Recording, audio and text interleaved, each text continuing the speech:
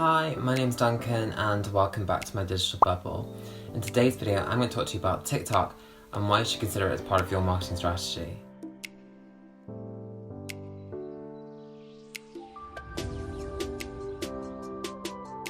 No, it's not Kesha or Gwen Stefani, it's a not-so-new new social media app changing the game as we know it.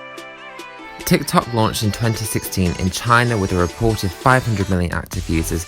2 years previous, Musical.ly launched with 100 million active users before being acquired by ByteDance for a reported $1 billion in 2017.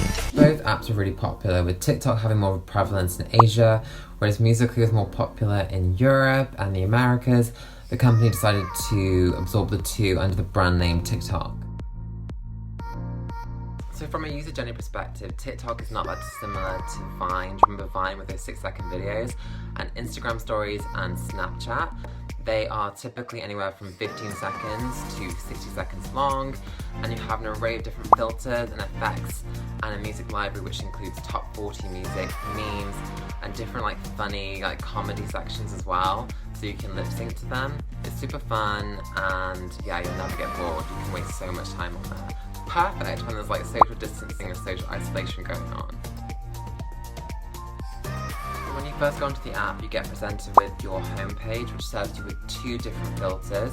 You have the For You section, which kind of shows you content which is trending, the viral content on the app itself that everyone seems to be loving.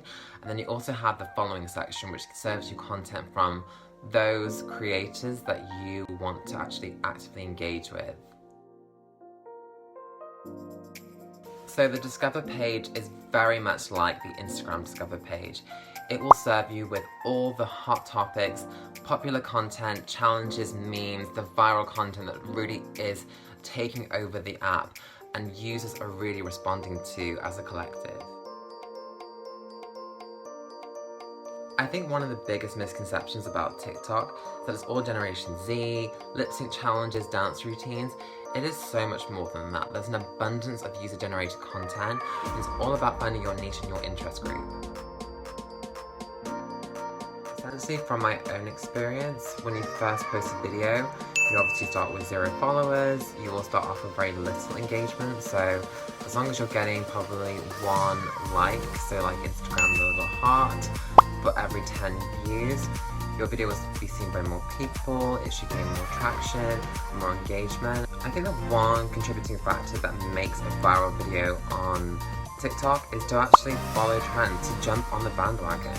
That would be my biggest piece of advice. Look at the Discover page, look at what content is being served to you on the For You page, and join the crowd essentially. If there's a dance challenge that you want to partake in, do so, because I'm sure before you know it, you're going to be reaching hundreds, if not thousands, of users who are also looking for that content. In fact, what I found is the TikTok algorithm favors those who follow trends.